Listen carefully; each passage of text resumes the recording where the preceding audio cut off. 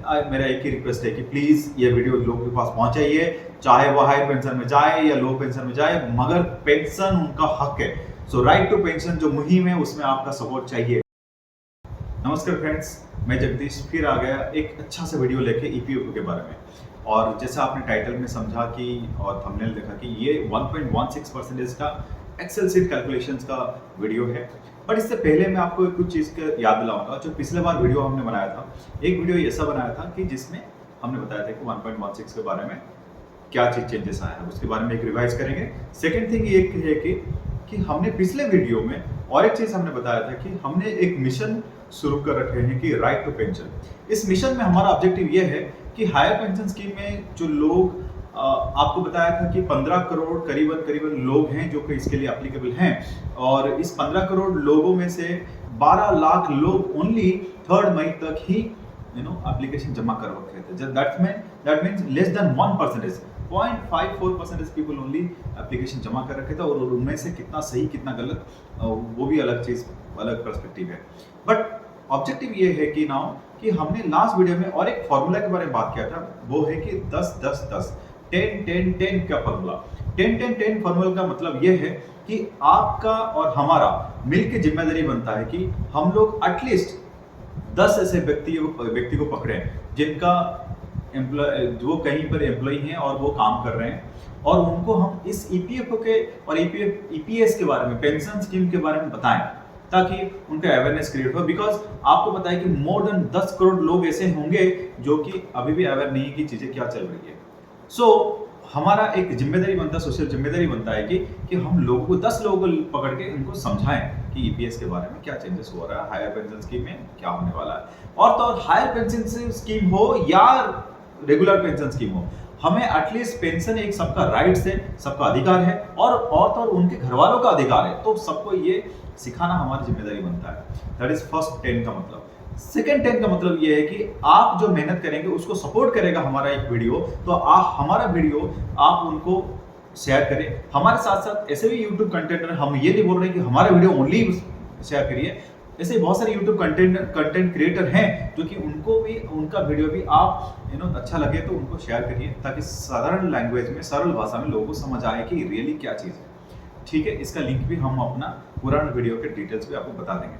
ठीक है, that is one about second 10 का मतलब। सॉरी, थर्ड 10 का मतलब ये है कि ऐसे बहुत सारे लोग हैं, करीबन 10 करोड़ लोग हैं जिनके पास अवेयरनेस या कम्युनिकेशन पहुंचा है, नहीं पहुंचा है, हमें पता नहीं। तो हमारा एक जिम्मेदारी बनता है कि इस वीडियो और इस मुहिम को ओवरऑल हम लोग 10 करोड़ लोगों के पास पहुंचाना है। सो ये 10-10-10 का फॉर्मूला है, और आपका साथ जरूर चाहिए हमें, और बिना आपके साथ हम कर भी नहीं पाएंगे। तो अभी चलते हैं हमारा मुद्दे के ऊपर, इस वीडियो के कंटेंट के ऊपर। इस वीडियो में हमने आपको स्क्रीन में लेके चलता हूँ। स्क्रीन में आप देख सकते हैं कि पिछले वीडियो में हमने बताया चैप्टर 17 में कि 3 मई से पेंशन का फॉर्मूला बदल गया है। यस, 1.16% का जो एडिशनल इफेक्ट आपके एम्प्लॉय कंट्रीब्यूशंस में है, और इस एडिशनल इफेक्ट की वजह से आपका कॉर्पस में चेंजेस होने वाला है। कॉर्पस मतलब आपका जो फाइनली आपके एंड ऑफ रिटायरमेंट में आपको मिलने वाला था, उसमें काफी इफेक्ट पड़ने वाला है।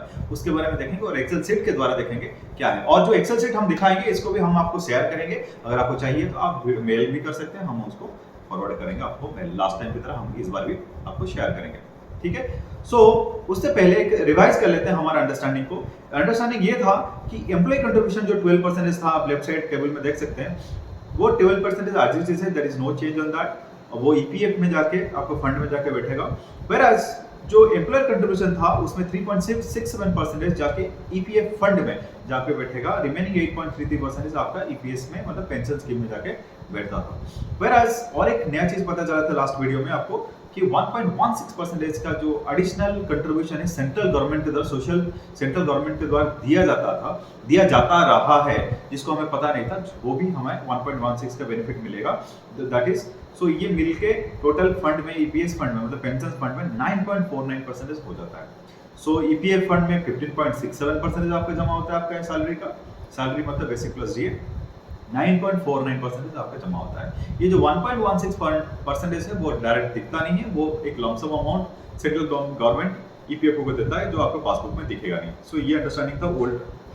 और न्यू अंडरस्टैंडिंग में और थोड़ा सा ट्विस्ट ये था लास्ट 3rd मई के नोटिफिकेशन में कि जब आपका सैलरी हायर पेंशन स्कीम में जाते हो, अगर आप लोग हायर पेंशन स्कीम में जाते हैं तब क्या होता है कि 15,000 अभी जो सेलिंग लिमिट चल रहा है 15,000 के ऊपर अगर आपका सैलरी है उतने डिफरेंस अमाउंट में गवर्नमेंट विल नॉट पे the 1.16% contribution. Government will pay until आपका 15,000 जो आपका स्कीम है वो सीलिंग लिमिट है उतना तक ही 1.16% ही पेमेंट आपको मतलब आपके लिए कंट्रीब्यूट करेगा।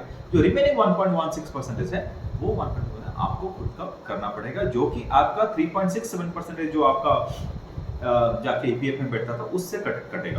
तो 15,000 के ऊपर अगर जाते हैं तो क्या होगा कि आपका जो है आपको 1.16% आपका खुद का हाथ से लगेगा, तो ईपीएफ फंड से वो माइनस हो जाता है, मतलब 14.51% ही रह जाता है फाइनली आपका more than 15%। Remaining right side में जो ईपीएस फंड है, ईपीएस फंड में तो आज इट इज 9.49% होगा, क्योंकि 1.16% अप टू 15,000 गवर्नमेंट देता रहेगा और 1.16% 15,000 के ऊपर आप देते रहोगे, तो there is no change in EPS fund का कैलकुलेशन में।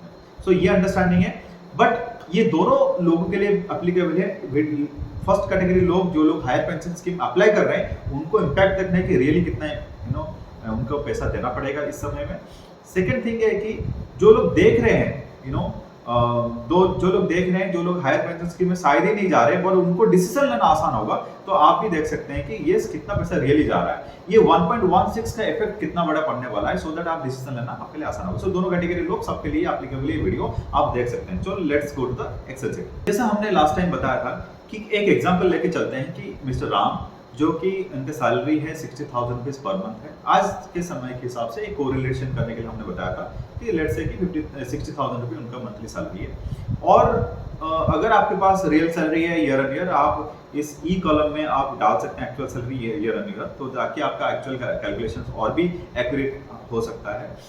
तो मान लीजिए कि हमारे पास वो कैलकुलेशन नहीं था, इसलिए हम लोग एक कंसिडरेशन एक एजम्पशन में लेके चल रहे हैं।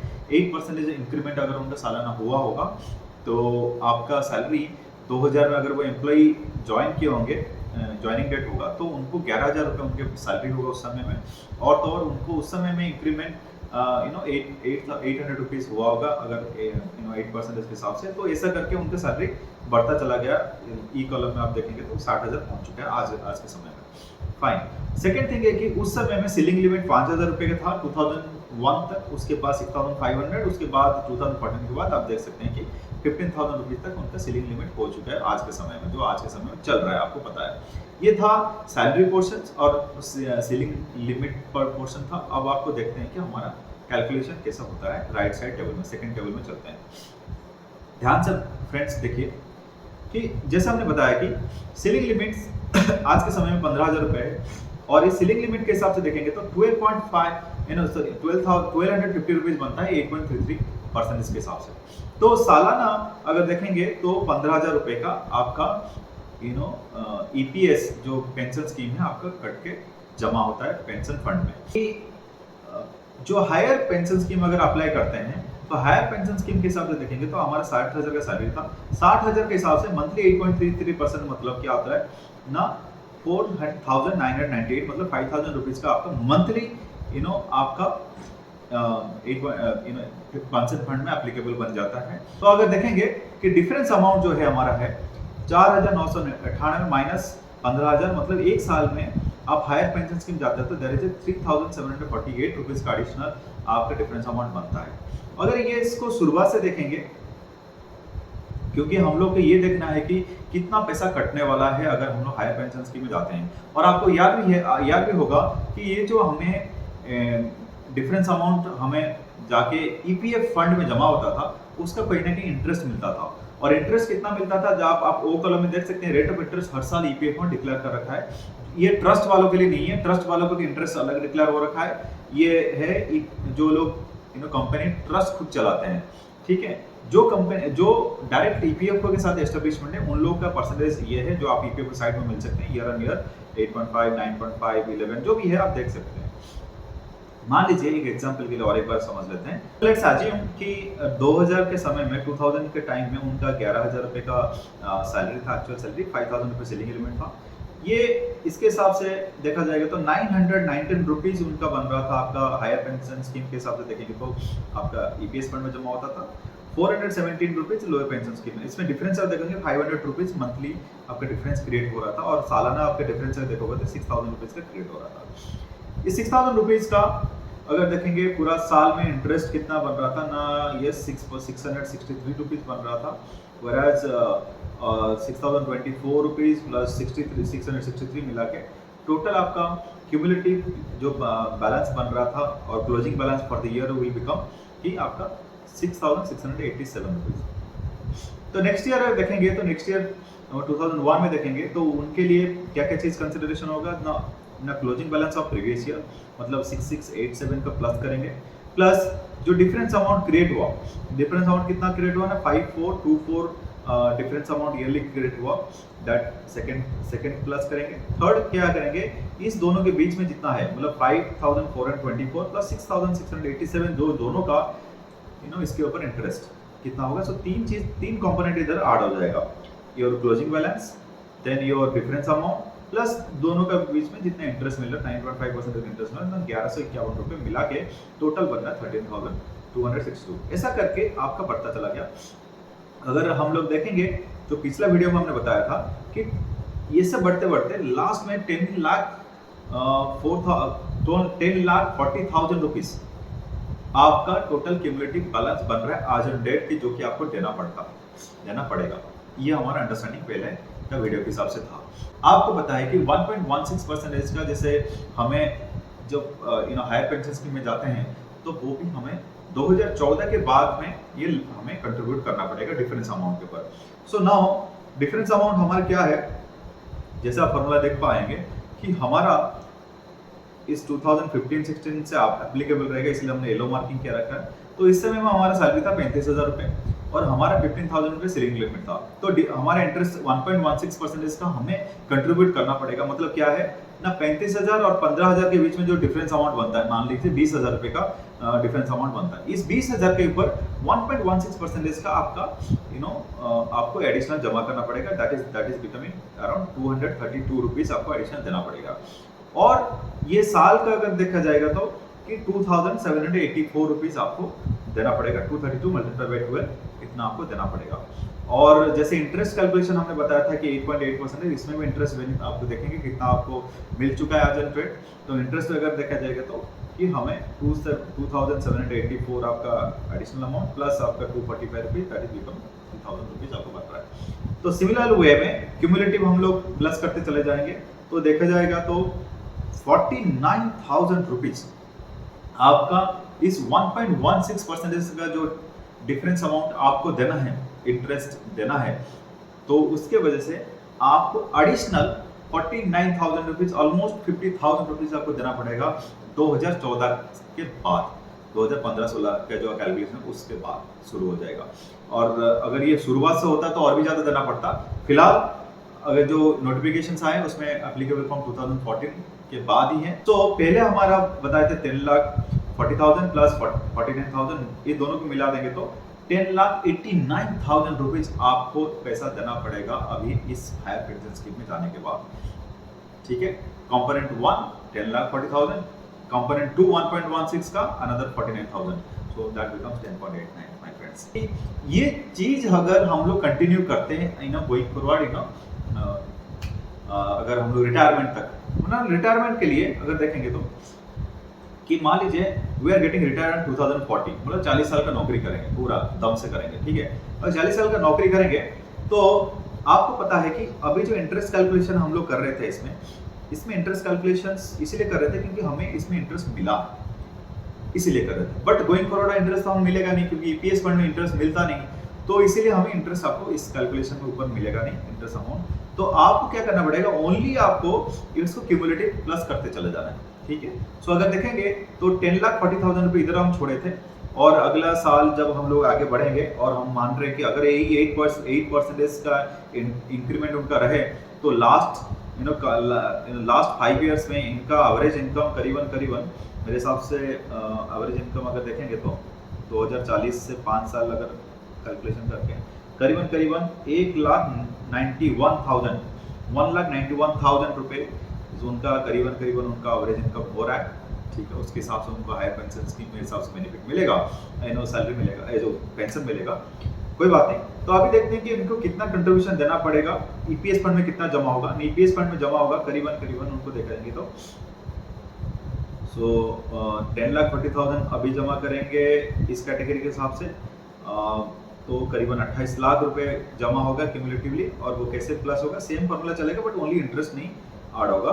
और 1.6 अगर ऐड कर देंगे तो उनको वो भी इसमें इंटरेस्ट बेनिफिट नहीं मिलेगा, तो आपको करीबन 3,18,000 रुपये आपको एडिशनल 1.16 का बेनिफिट मिलेगा, जो आपको 3.18 लाख करीबन आपको एडिशनल जमा करना पड़ेगा जिस 1.16 के कैलकुलेशन के हिसाब से, जो कि पहले नहीं था।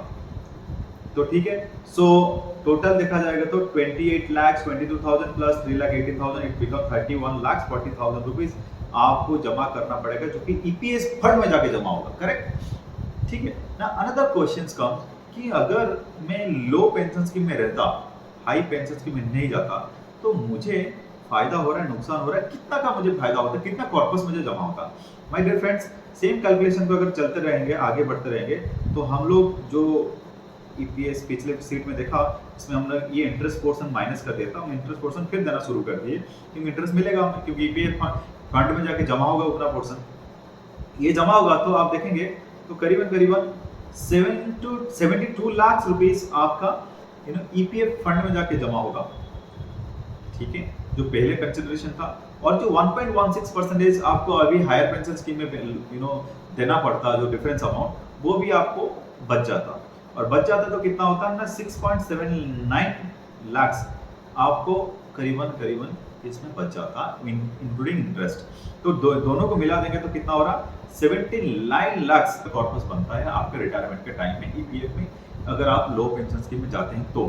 बट इसका दोनों का प्लस माइनस है, हम आपको इन्फ्लुएंस में बताएंगे कि ये क्या है। कि आपको जैसे पता चला कि कॉर्पस रिक्वायर्ड टू ट्रांसफर अभी के समय में आपको पता चला कि 10.89 लाख रुपीस आपको देना पड़ेगा, इंक्लूडिंग 1.16 के हिसाब से, इस सिनेरियो के हिसाब से। ठीक है, अभी आपको अगर हायर पेंशन स्कीम में जाना है तो आपको 10,98,000 रुपये आपको ट्रांसफर करना पड़ेगा। अगर आपको फंड में है तो वो उधर से ट्रांसफर हो जाएगा, अगर फंड में नहीं है तो आपको खुद को जमा करना पड़ेगा, that is for sure. Second calculation ये है कि सेकेंड कंसिडरेशन कि corpus at the time of retirement क्या बन रहा है एट ईपीएस फंड। हम इस पर बात करें, जो सेकंड शीट में आपको बताया था, ईपीएस फंड पेंशन फंड में कितना जमा हो रहा है। इसमें इंटरेस्ट का बात नहीं कर रहे, इंटरेस्ट आपको अभी तक आज तक बात होगा, बाद उसके बाद नहीं होगा। तो 6.2 लाख रुपीस का करीबन बन रहा है आपका लो पेंशन स्कीम में होगा तो इतना ही जमा होगा, जो कि इसको कुछ आप अवॉइड नहीं कर सकते। कैसे जमा होगा आप देखेंगे तो टोटल ना, जैसा हमने बताया था कि 8 जो मिनिमम सीलिंग अमाउंट है उसके ऊपर आपका 8.33% सालाना 6.2 लाख रुपए जमा होगा। करेक्ट। सिमिलरली अगर आप देखेंगे कि मेरा हायर पेंशन स्कीम में जाता तो मेरा ईपीएस में कितना जमा होता है, ईपीएस फंड में आप देखेंगे हायर पेंशन स्कीम में जाएंगे तो ये अमाउंट आएगा कि पहले तो आपको याद है 31 लाख जमा होगा, क्योंकि 28 लाख प्लस 1.16 का 3.19 मिलेगा, 31 लाख जमा होगा। प्लस आपको पता है कि 31 लाख के ऊपर 6.2 तो वैसे जमा होना ही होना है, जो मिनिमम सीलिंग के ऊपर, सो दोनों मिला देंगे तो 37 लाख जमा होने वाला है। Correct. Now next come to the corpus. Already हमने बात कर रखी है, कॉर्पस करीबन 79 लाख आपको जमा होगा, ऑलरेडी बात कर चुके हैं। Now loss of interest. Loss of interest अगर देखोगे तो ये सीट में आपको थर्ड सीट में मिल जाएगा कि ये एक इंटरेस्ट के कैलकुलेशन का है, पी कॉलम एंड एक आपका बी कॉलम, ये दोनों आपके इंटरेस्ट का कैलकुलेशन का सीट है। इसमें दोनों आप देखेंगे तो 49 लाख, इसमें आपका 49 मतलब 50 लाख प्लस 37 लाख करीबन 3,75,000। इसका मतलब ये है कि 53,71,000 रुपीस करीबन आपका लॉस ऑफ इंटरेस्ट रहेगा अगर आप हायर पेंशन स्कीम में जाते हैं तो लो वाले को, लो जो लोग रहेंगे रेगुलर में रहेंगे तो उनको ये इंटरेस्ट लॉस नहीं होगा। तो मंथली सैलरी पेंशन स्कीम कैसे कैलकुलेशन होता है, जैसा हमने बताया कि आपका अगर इस कैलकुलेशन के हिसाब से जाएंगे तो लास्ट 5 साल का सैलरी अगर देखेंगे तो अगर 30,000 के हिसाब से देखेंगे, लास्ट 5 इयर्स का जो सैलरी बनता है लो पेंशन स्कीम में अराउंड 30,000 एवरेज रहता है। और 30,000 में जो फॉर्मूला लगता है multiplied by 35 number of years, of service, maximum 35 years आप ले सकते हैं, डिवाइड बाय 70, मतलब इसका आधा ही मान लीजिए, कारण 15,000 रुपए आपका सैलरी, आपका पेंशन मिलेगा। आज जैसा हमने बताया था कि अगर आप हाई पेंशन स्कीम में जाते हैं तो 1.91 लाख का हमने दिखाया था एवरेज सैलरी लास्ट 5 इयर्स का, डिवाइडेड बाय 2 कर लीजिए, अराउंड 95 लाख, करीबन 95,729 रुपीस का आपका करीबन पेंशन बनेगा इस कंसिडरेशन और अजम्पशन के हिसाब से। और इसको चीज को अगर बीईपी ब्रेक इवन पॉइंट अगर देखा जाएगा तो अगर ईपीएस फंड के पॉइंट ऑफ व्यू से देखा जाएगा तो ईपीएस फंड हमारा 6.2 ही जमा किया गया है लो पेंशन स्कीम में, तो आपका 15,000 के हिसाब से देखा तो 41 मंथ्स में, मतलब 3.5 साल में आप ब्रेक इवन पॉइंट है। वेराज हायर पेंशन स्कीम में देखा जाएगा तो 95,000 के हिसाब से 39 मंथ्स में आपका ब्रेक इवन पॉइंट है, अगर आप इसमें कोई इंटरेस्ट का बात नहीं करते हो तो। अगर इंटरेस्ट जोड़ देते हैं तो मजेदार फिगर क्लियर हो रहा है, 41 मंथ्स आज इट इज रहेगा इसमें, क्योंकि हम लोग इंटरेस्ट का कैलकुलेशन नहीं कर रहे, आज इट इज रहेगा लो पेंशन में। वेराज अगर 53 लाख का जो लॉस ऑफ इंटरेस्ट करिए, दोनों को प्लस कर देंगे तो काफी बड़ा अमाउंट बन जाता है, 91 लाख का करीबन अमाउंट बन रहा है, और ये आपको लगेगा 95 महीना, मतलब लेट्स से कि 8 साल करीबन लगेगा आपको ये ब्रेक इवन पॉइंट अचीव करने के लिए। So my dear friends, this is all about हमारा जो कैलकुलेशन शीट था। तो इसमें अगेन हम लोग बोलेंगे ये एक पर्सपेक्टिव है, मैं ये नहीं बोल रहा हूँ कि ब्रेक इवन पॉइंट दिखाने का मतलब था एक डिसीजन लेना आपका आसान होगा, बट वेराज हम ये बोलेंगे कि सबका फाइनेंशियल सिचुएशन बहुत अलग होता है, सबका फाइनेंशियल पर्सपेक्टिव अलग होता है, सबका financial balancing in their personal life also अलग होता है, ठीक है ना। तो आपका अपना इंटरेस्ट के हिसाब से आप ले सकते हैं, आप अपना फैमिली के साथ डिस्कस करिए, अपने बेटर हाफ वाइफ के साथ या आपके कोई सलाहकार होगा उनसे डिस्कस करिए, एंड आप डिसीजन ले सकते हैं कि क्या करना है क्या नहीं करना है। फ्यूचर इज अनसर्टन, हमें पता नहीं क्या होने वाला है, बट अभी जो कैलकुलेशन ये दिख रहा है तो ये चीज है। अगर आपको इसके बारे में और समझना है तो हमारा पुराना वीडियोस भी देखिए, और उसमें हमने बताया कि किसको लो पेंशन स्कीम में जाना चाहिए, किसको हाई पेंशन स्कीम में जाना चाहिए, उसके पर्सपेक्टिव हमने ऑलरेडी दे चुके हैं। अगर आपको देखना है तो हम लिंक भी दे देंगे नीचे, आप डिस्क्रिप्शन में हमारा लिंक देख लेना। तो ये था हमारा वीडियो ऑन 1.16 के हिसाब से। तो इस वीडियो में आपने ये देखा कि करीबन अभी अगर हम लोग हायर पेंशन स्कीम में जाते हैं तो 1.16 का इफेक्ट हमारे ऊपर पड़ेगा, दैट इज 50,000 रुपीज अप्रोक्सीमेटली आपको ट्रांसफर करना पड़ेगा, ठीक है। एडिशनली 10.4 जो कैलकुलेशन हुआ था, 10.4 प्लस 50 अराउंड 10.9 करीबन आपको ट्रांसफर करना पड़ेगा, that is one part. Second thing है, ये हमने इफेक्ट ये भी देखा, जो इंटरेस्ट का जो लॉस हो रहा था, इंटरेस्ट का लॉस और थोड़ा बढ़ जाएगा बिकॉज ऑफ 1.16% हम लोग अपने हाथ से देंगे, वो भी जाके उधर ईपीएस कॉर्पोरेट, वो भी जाके ईपीएफ फंड से ही आपका कटेगा, तो वो भी जो इंटरेस्ट लॉस उसके ऊपर भी थोड़ा सा होगा। तो ये था हमारा वीडियो कि आपका 1.16 के ऊपर क्या कैलकुलेशंस, क्या इफेक्ट पड़ने वाला है, और ये एक्सेल शीट हमारे पास अवेलेबल है, और आपको हमें मेल करना पड़ेगा, मेरा money machine @gmail.com। With this, जय हिंद।